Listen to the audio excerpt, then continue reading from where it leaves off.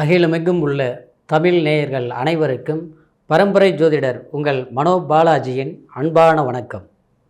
மேசராசி நேயர்களுக்கு இன்று நாம் பார்க்கக்கூடிய பதிவு குரு பகவானும் செவ்வாய் பகவானும், அதாவது உங்களுடைய ராசியோடைய அதிபதியான செவ்வாய் மங்களகரமான கிரக அமைப்பு உங்களுடைய ராசிக்கு 2ஆம் இடத்தில் இருந்து குரு பகவானுடைய உங்களுடைய பாக்கியாதிபதி குரு பகவானுடைய சேர்க்கை ஏற்பட போகுதுங்க. இந்த சேர்க்கையாகப்பட்டதுங்க ஒரு கிரகங்கள் இன்னொரு கிரகமோட இந்த சேர்க்கை ஏற்படும் போது அது ஒரு யோகமாக ஏற்படுதுங்க. அந்த யோகம் ஒருத்தருடைய வாழ்க்கையில் கடந்த காலங்கள் நம்ம கஷ்டப்பட்டிருந்தாலும் இல்லை ஒரு நல்ல சூழ்நிலையிலேயே நம்ம சிறப்பான முறையில் இருந்தாலும் இந்த யோகங்கள் ஏற்படும் போது நம்மளுடைய வாழ்க்கையில் நம்ம எதிர்பாராத சில அதிர்ஷ்டங்கள் அமையிறதுங்க தாங்க அந்த யோகம். அந்த யோகம் செவ்வாய் பகவானும் குரு பகவானும் உங்களுடைய ராசிக்கு 2ஆம் ஸ்தானமான குடும்பஸ்தானத்தில், அதாவது தனஸ்தானத்தில் இந்த குரு செவ்வாய் இணைவு, அது குருமங்கள யோகம்.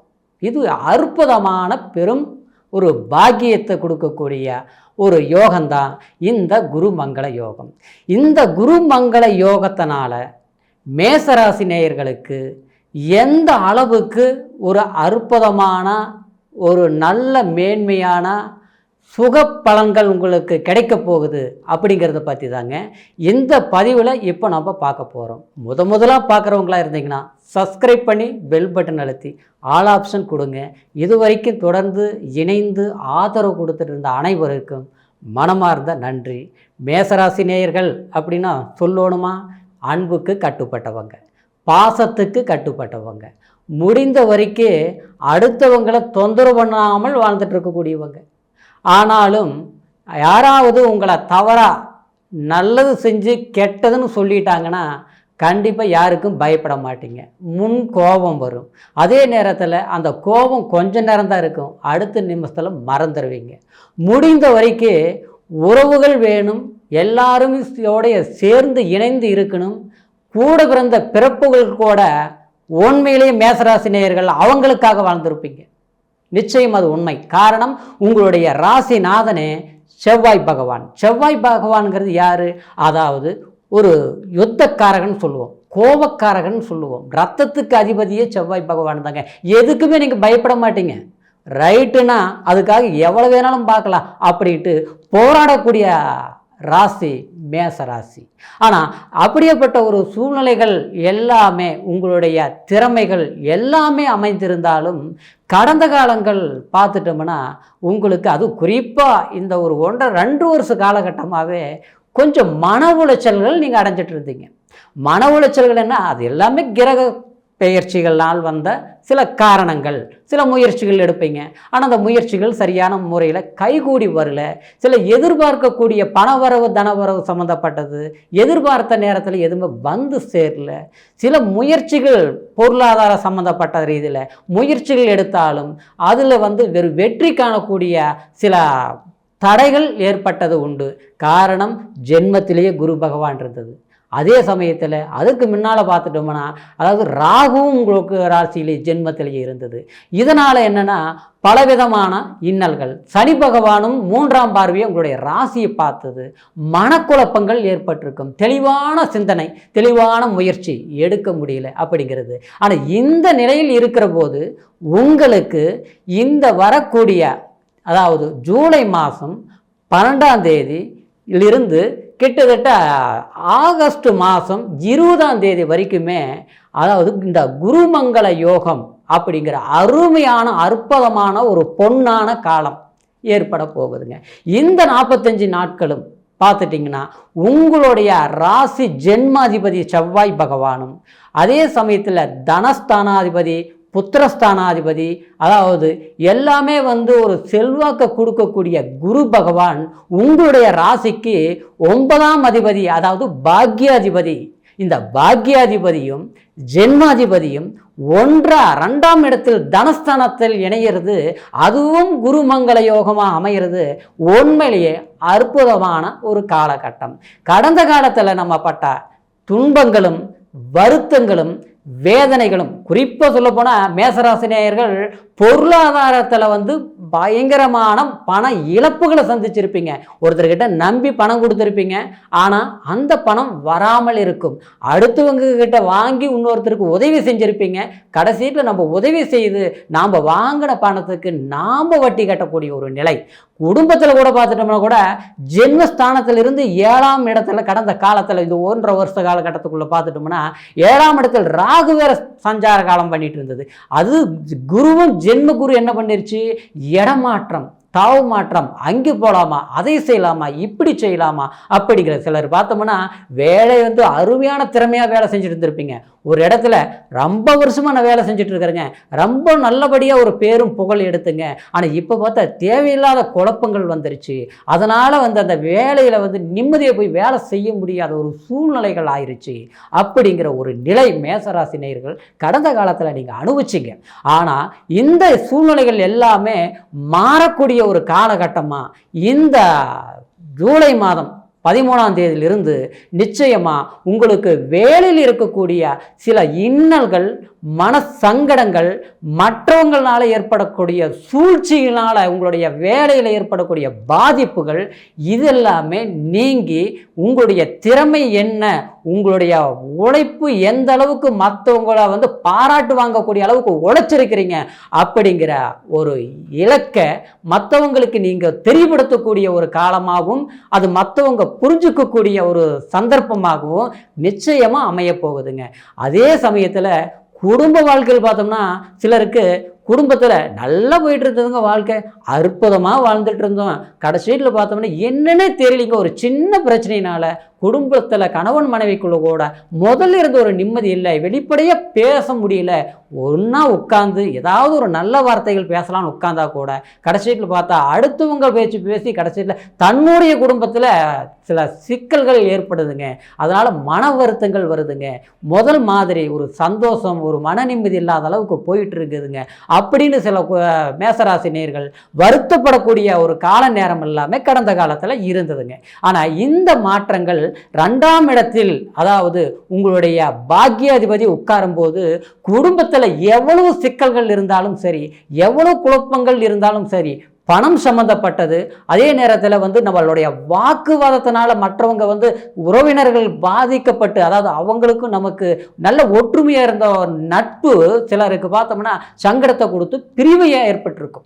இன்னைக்கு உங்களுக்கு நான் வேண்டாம், எனக்கு நீ வேண்டாங்கிற அளவுக்கு சில வாக்குவாதங்களை கூட ஏற்பட்டிருக்கும். அதனால் உங்களுக்கும் மன வருத்தம் கொடுத்துருக்கும். அதாவது அவங்களும் நம்மளை பிரிஞ்சு போனவங்களும் சேரக்கூடிய வாய்ப்புகள் இல்லாத ஒரு சூழ்நிலைகள்லாம் ஏற்பட்டிருக்கும். இப்போ இந்த குருவும் செவ்வாயும், அதாவது இந்த குருமங்கள யோகஸ்தானத்தில் 2ஆம் இடத்துல இருந்து 5ஆம் பார்வையா உங்களுடைய ராசிக்கு 6ஆம் இடத்தில் பார்க்குதுங்க. அப்போது எதிரிகள் யாரோ, நம்மளை யார் மோசம் பண்ணணும்னு நினச்சாங்களோ, யாருக்கிட்ட நம்பி நம்ம இழந்தோமோ சில பணம் சம்மந்தப்பட்ட விதம், அவங்கக்கிட்ட முன்னால் கண்டிப்பாக நீங்கள் வாழ்ந்து காட்டக்கூடிய ஒரு சாதகமான ஒரு காலமாக தான் இந்த நேரம் உங்களுக்கு அமைய போகுதுங்க. அது குறிப்பாக சொல்ல போனால் 8ஆம் இடத்துல, அதாவது இந்த குரு பார்வை விழுதுங்க. ஆனால் செவ்வாய் பாங்கிறது ரொம்ப வேகமான கிரகங்க. வேகம்னா எப்படின்னா ஒரு விஷயத்தை எடுத்தோம்னா டக்குன்னு முடிச்சிடணும், உடனே முடிக்கணும் அப்படிங்கிற ஒரு தன்மை இருக்கக்கூடிய காரகாதிபதி தான் செவ்வாய் பகவான். அப்போது இந்த குருவோடு சேரும்போது இந்த பார்வை பலம் கரெக்டாக 7ஆம் பார்வையா உங்களுடைய ராசிக்கு 8ஆம் இடத்தை பார்க்கும்போது மறைபொருள் சம்மந்தப்பட்டது, அதாவது சில சட்ட சிக்கல்கள், சில பண நெருக்கடிகள், அதே மாதிரி வாங்கின கடன் கட்ட முடியாமல் இக்கட்டான ஒரு சூழ்நிலைகள் எல்லாமே சிக்கி இருக்கக்கூடியவங்களுக்கு கண்டிப்பாக அதுக்கு சில ஒரு நல்ல வாய்ப்புகள் நிச்சயமாக ஏற்படுங்க. அதாவது ஒரு கடனை கட்டக்கூடிய சந்தர்ப்பங்கள் ஏற்படும். ஒரு பணத்தை, நம்மளுடைய பணத்தை எதிர்பார்த்துட்டு இருந்தோம், வரல கிடைக்கல, ஆனால் கிடைக்கக்கூடிய வாய்ப்புகள் நிச்சயமாக உங்களுக்கு ஏற்படும். எல்லாத்த விட அந்த 8ஆம் இடத்தை 7ஆம் பார்வை குரு பார்க்கும்போது அயல்நாடு சம்மந்தப்பட்டது, வெளியூர் சம்மந்தப்பட்டது. சிலர் நல்லா படிச்சுட்டேன், நல்ல படிப்பு இருக்குது, நல்ல எக்ஸ்பீரியன்ஸ் அனுபவம் இருக்குது, ஆனால் எனக்கு தகுந்த மாதிரி வேலை அமையலைங்க, இதை கிடைக்கிற வேலை எங்கே போனாலும் நிரந்தரமாக இருக்க முடியல, நான் ஒரு படிப்புக்கு தகுந்த வேலை அமையலை, ஒரு சம்பளம் கிடைக்க மாட்டேங்குது, இதனால் தூர பிரயாணம் ஒரு வெளிநாடு போகலாமா, ஒரு நல்ல வேலை கிடைக்குமா அப்படின்ட்டு முயற்சிகள் எடுக்கிறேங்க. ஆனால் முயற்சிகள் எதுவுமே அமைய மாட்டேங்குது, தள்ளி தள்ளி போகுது காலங்கள். அப்படிங்கிற மேசராசினியர்களுக்கு கண்டிப்பாக இந்த 7ஆம் பார்வையா 8ஆம் இடத்தை பார்க்கும்போது தூர பிரயாணங்களால் மேன்மை, வெளிநாடு மேன்மைகள், வெளிநாட்டில் நல்ல ஒரு வசதி வாய்ப்பான ஒரு வாழ்க்கை வாழக்கூடிய அளவுக்கு ஒரு தொழில் வளம் சிறப்பான முறையில் கிடைக்கக்கூடிய ஒரு பாக்கியம் கண்டிப்பாக ஏற்படுங்க. எல்லாத்த விட உங்கள் 10ஆம் இடத்தையே இந்த குரு பகவான் பார்க்குது, அதாவது குரு மங்கள யோகத்தோடு பார்க்குது. அப்போது அந்த 10ஆம் இடங்கிறது தொழில் ஸ்தானம். தொழிலில் நமக்கு எவ்வளோ நஷ்டங்கள் ஏற்பட்டிருந்தாலும் அந்த நஷ்டத்தை சரிபடுத்தக்கூடிய காலகட்டம். குறிப்பாக சொல்ல போனோம்னா நமக்கு நல்ல அனுபவம் இருந்திருக்கும், நல்ல திறமையானவங்களாக இருப்போம், ஆனால் ஒரு 10 பேரை வச்சு வேலை செஞ்சுட்டு இருப்போம். அது 10 பேராக இருக்கலாம், 500 பேராக கூட இருக்கலாம். ஆனால் எப்படியாப்பட்ட ஒரு நிலையிலிருந்து நமக்குன்னு இருந்த ஒரு நம்பர் 1 ஒரு அந்தஸ்தை அது படிப்படியாக குறைஞ்சு தொழிலே டல்லாகி போச்சு, ரொம்ப மந்தமாகி போச்சு. அது அந்த தொழில் மேலே வந்து அக்கறை எடுத்து நம்மளால் வேலை செய்ய முடியல, எவ்வளவோ வருமானம் வர்ற மாதிரி இருக்குது, எல்லாம் அங்கங்கே லாக் ஆயிருச்சு, நம்மளுடைய பணமெல்லாம் பாடுபட்ட பணமெல்லாம் வெளியில் சிக்கிருச்சு. ஆனால் இன்னைக்கு நம்ம தடுமாறக்கூடிய ஒரு சூழ்நிலையாக இருக்குது. இந்த நிர்வாகத்தை எப்படி பண்ணலாம் அப்படிங்கிற குழப்பங்கள் எல்லாமே கண்டிப்பாக மேசராசினியர்கள் கடந்த காலத்தில் செஞ்சிச்சிங்க. ஆனால் இந்த 9ஆம் பார்வையா 10ஆம் இடத்தை தொழில் ஸ்தானத்தை பார்க்கும்போது, உங்களுடைய கர்மஸ்தானத்தை பார்க்கும்போது, நாம் எதுக்காக போராடணுமோ, எதுக்காக கஷ்டப்பட்டோமோ அதை அடையக்கூடிய ஒரு பொன்னான காலம்தான் இந்த குரு மங்கள யோகங்கிறது. அப்போது காலங்கள் நேரம் அப்படின்னு சொல்லக்கூடியது எல்லாமே இந்த 45 நாட்களாக தான் இருக்கும். ஆனால் இந்த 45 நாளாக இருந்தாலும் இந்த காலத்தில் இருக்கக்கூடிய இந்த நேரத்தில் இருக்கக்கூடிய முடிவுகள் உங்களுக்கு எதிர்காலத்துக்கு தேவையான ஒரு வாய்ப்புகளை கண்டிப்பாக ஏற்படுத்தி கொடுக்கும். சிலருக்கு கணவன் மனைவி பிரிவே இருந்தால் கூட ஒன்று சேரக்கூடிய நேரம் தான் ஆச்சுங்களா.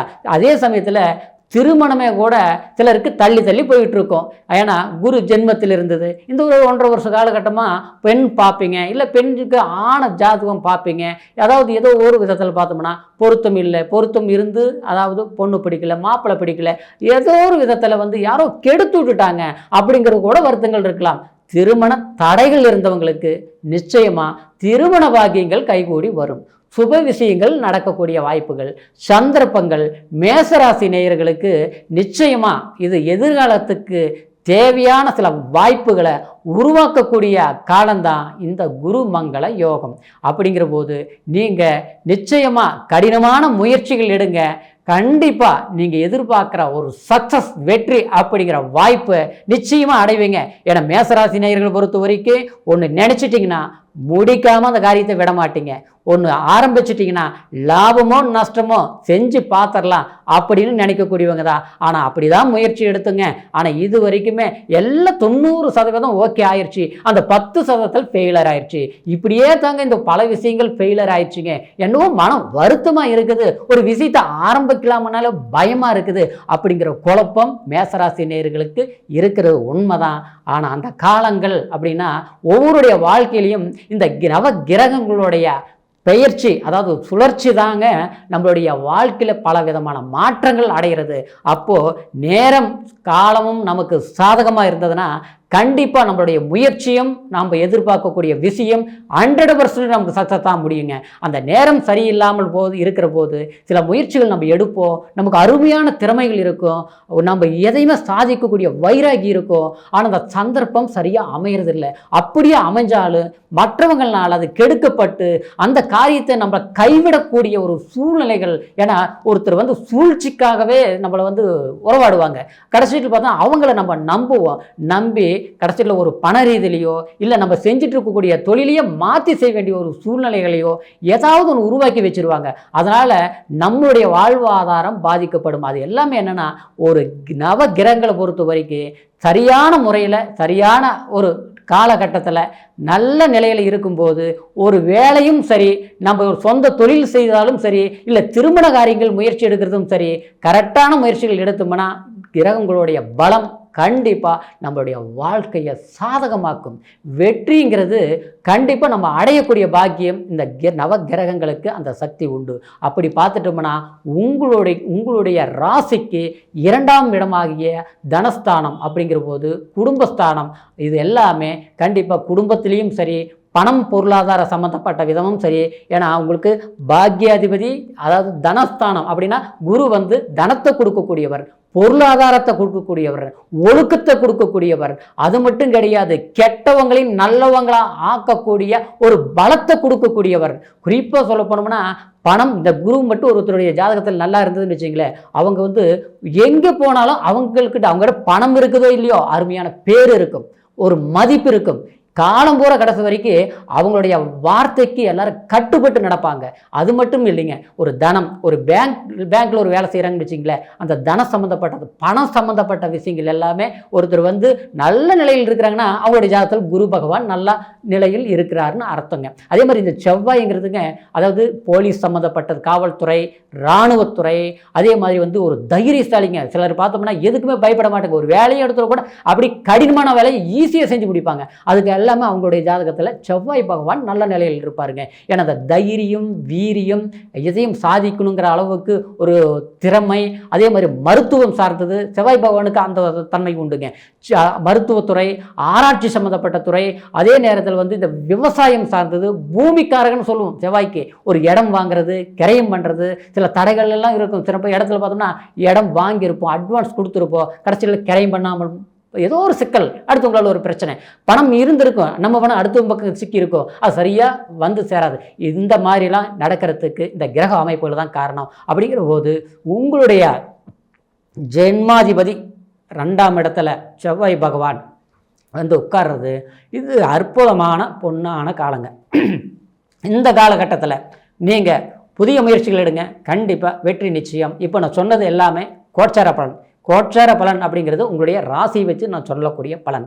இந்த பலன் பொறுத்த வரைக்கும் உங்களுக்கு 100% சரியாக நடக்குமா அப்படின்னா கண்டிப்பாக நடக்கும். இருந்தாலும் உங்களுடைய லக்னம் என்ன தசா புத்தி நடக்குது, உங்களுடைய ஜாதகத்தில் குருவும் செவ்வாய் பலம் என்ன அப்படிங்கிறத பொறுத்து மாறுதல்கள் வரும். அப்படிங்கிறதுனால உங்களுடைய ஜாதகத்தை ஒரு முறை பார்த்துக்குங்க. நீங்கள் எங்கிட்ட பார்க்கணும்னு நினச்சிங்கன்னா கீழ் இருக்கிற நம்பருக்கு ஃபோன் செய்து பிறந்த தேதி, பிறந்த நேரம், பிறந்த ஊர் 3ஐயும் தெரியப்படுத்தி பொறுமையான முறையில் அருமையாக உங்களுடைய ஜாதகத்தை தெரிஞ்சுக்கிட்டு எதிர்காலத்துக்கு தேவையான சில வாய்ப்புகளை எதிர்பார்த்து கண்டிப்பாக முயற்சிகள் பண்ணுங்கள். உங்களுடைய வாழ்க்கை எல்லாம் செல்வாக்கு வளமாக கண்டிப்பாக அற்புதமாக இருக்கும். அப்படிங்கிற ஒரு மகிழ்ச்சியோட மீண்டும் அடுத்த பதிவில் உங்களை சந்திக்கிற வரைக்கும் நன்றி, வணக்கம்.